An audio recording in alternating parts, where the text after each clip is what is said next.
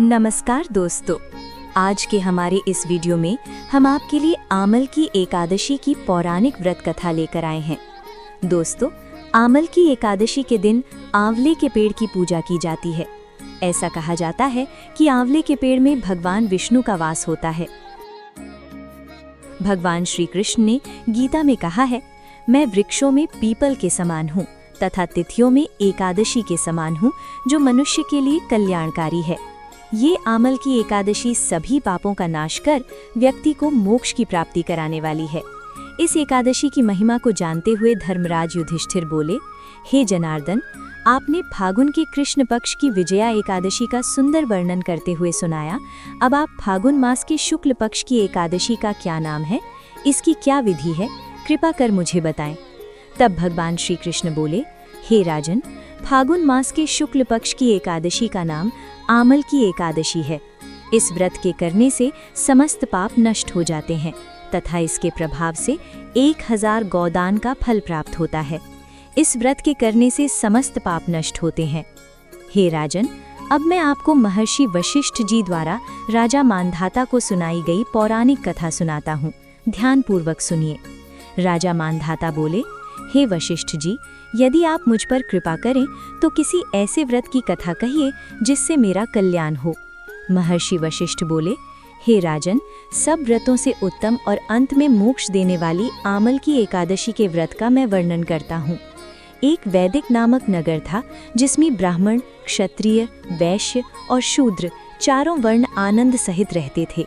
उस नगर में सदैव वेद ध्वनि गूंजती रहती थी तथा पापी, दुराचारी, नास्तिक लोग उस नगर में नहीं रहते थे। उस नगर में चैत्र नामक चंद्रवंशी राजा राज्य करता था। वो अत्यंत विद्वान तथा धर्मी था। उस नगर में कोई भी व्यक्ति दरिद्र व कंजूस नहीं था। सभी नगरवासी विष्णु भक्त थे तथा एकादशी का व्रत किया करते थे। एक समय फागुन मास के शुक्ल पक्ष की आमल की एकादशी आई। उस दिन उस नगर के राजा ने, प्रजा ने तथा बालक और वृद्धों ने सबने मिलकर हर्षपूर्वक व्रत किया। राजा अपनी प्रजा के साथ मंदिर में जाकर कुंभ स्थापित करके धूप, दीप, नैवेद्य, पंचरत्न आदि से आंवले का पूजन करते हुए कहने लगा, हे धात्री, तुम ब्रह्म स्वरूप हो। तुम ब्रह्मा जी द्वारा उत्पन्न हुए हो और समस्त पापों का नाश करने वाले हो। तुम्हें नमस्कार है। अब तुम मेरा अर्घ्य स्वीकार करो। तुम श्री रामचंद्र जी द्वारा सम्मानित हो। मैं अपनी प्रार्थना करता हूँ, अतः आप मेरे समस्त पापों का नाश करो। उस मंदिर में सबने रात्रि में जागरण किया। रात के समय वहां एक बहेलिया आया जो अत्यंत पापी और दुराचारी था। वो अपने परिवार का पालन जीव हत्या करके किया करता था।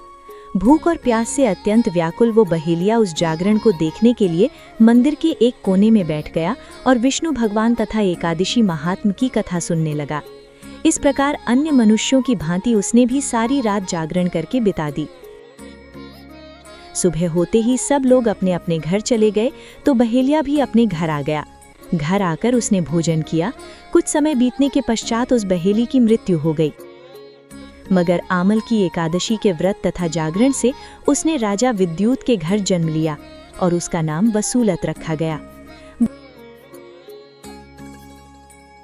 बड़ा होते हुए जब वसूरत राजा बना तो उसकी एक बहुत विशाल सेना थी जो धन धान्य से परिपूर्ण थी। वो 10,000 ग्रामों का पालन करने लगा। उसका तेज सूर्य के समान था, उसमें चंद्रमा के समान कांति थी। भगवान विष्णु के समान उसमें वीरता थी और पृथ्वी के समान वो क्षमा करने वाला था। वो अत्यंत धार्मिक, सात्विक, कर्मवीर और विष्णु भक्त था। वो अपनी प्रजा को दान आदि कर समान भाव से पालन किया करता था। एक दिन राजा शिकार खेलने के लिए गया। देवयोग से वो मार्ग भटक गया और दिशा ज्ञान न होने के कारण उस वन में एक वृक्ष के नीचे सो गया। थोड़ी देर बाद पहाड़ी से वहां कुछ डाकू आए और राजा को अकेला देखकर मारो मारो कहते हुए उसकी ओर दौड़ पड़े। वो कहने लगे कि दुष्ट राजा ने हमारे माता पिता, पुत्र, पौत्र आदि अनेक संबंधियों को मारा है तथा देश से निकाल दिया है, अतः इसको अवश्य मरना चाहिए। ऐसा कहकर वो डाकू राजा को मारने दौड़े। अनेक प्रकार के अस्त्र शस्त्र उसके ऊपर फेंके। ये सब अस्त्र शस्त्र राजा के शरीर पर गिरते ही नष्ट हो जाते और उनका वार पुष्प के समान प्रतीत होता।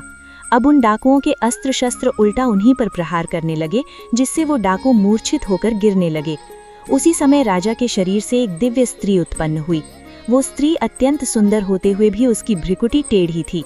उसकी आंखों से लाल लाल अग्नि निकल रही थी, जिससे वो दूसरे काल के समान प्रतीत होती थी। वो स्त्री डाकुओं को मारने दौड़ी और थोड़ी ही देर में सभी डाकुओं को मार दिया। जब राजा की नींद खुली तो डाकुओं को मरा देखकर वो सोचने लगा कि इन्हें किसने मारा, इस वन में मेरा हितैषी कौन है। वो ऐसा विचार कर ही रहा था कि तभी एक आकाशवाणी हुई, हे राजन, इस संसार में विष्णु भगवान के अतिरिक्त कौन तेरी सहायता कर सकता है।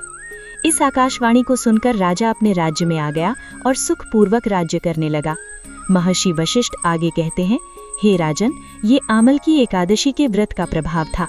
जो मनुष्य इस आमल की एकादशी का व्रत करते हैं वो प्रत्येक कार्य में सफल होते हैं और अंत में विष्णु लोक को जाते हैं। जय श्री हरि विष्णु।